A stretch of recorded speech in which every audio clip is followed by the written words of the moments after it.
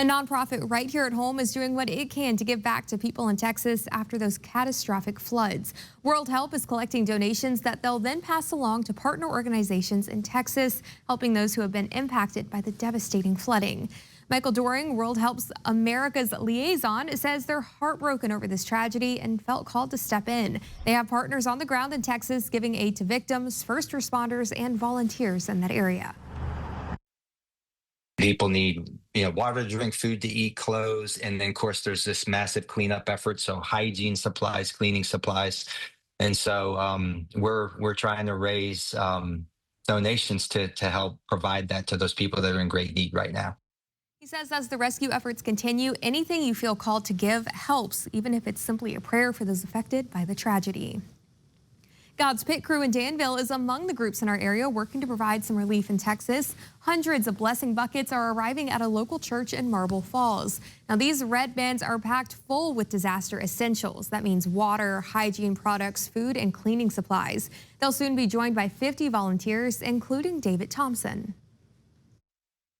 It's amazing how encouraging you can be to people that have gone through into natural disasters. So that's what God's Pit Crew is all about. Spreading hope and the love, with God's love with you. Thompson is a veteran volunteer with around 20 missions under his belt. He says it doesn't get any easier seeing such destruction hit these communities, but knowing that God's Pit Crew is there to help is what keeps him coming back. Turning now to the devastation in Texas after deadly flash flooding killed more than 100 people across the state. Search and rescue crews still looking for the missing. ABC's Jacqueline Lee has the latest. The grim search continues to recover the bodies of those still missing. The death toll in Texas climbing to more than 100 people after devastating flooding over the July 4th weekend, and expected to increase. We've got these large piles of debris, and to get deep into these piles is very hazardous. And those specialized teams have to go in there layer by layer. Out-of-state teams arriving to help, including Miami-Dade Fire and Rescue. Camp Mystic, the Christian girls camp, still missing campers and one counselor. The mother of one of those killed says she's grateful for the camp counselors. Our whole group is so grateful for the counselors who loved our children and protected them until the very end. The Guadalupe River, known as Flash Flood Alley, roaring through and cresting more than 37 feet as many people were asleep, lifting homes from their foundation. And now desperate stories of survival. This man using a gun to shoot out the window of his truck to escape to higher ground while waiting hours for help. Stuart Gross, who works for the city of Ingram, is still haunted by the screams of his neighbors. There's people that are probably still right there and that may never come back. They're under gravel, they're under trees.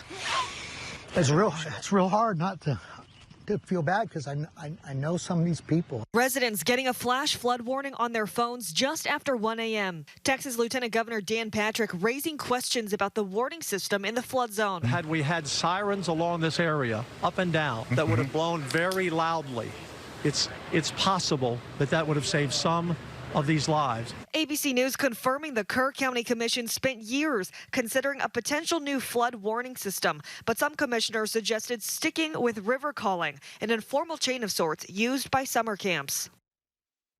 And I spoke with one man who has been searching for his parents since Friday. He says he's trying to help anyone else who is missing loved ones, and that hope is keeping him going. Jacqueline Lee, ABC News, Kerrville, Texas.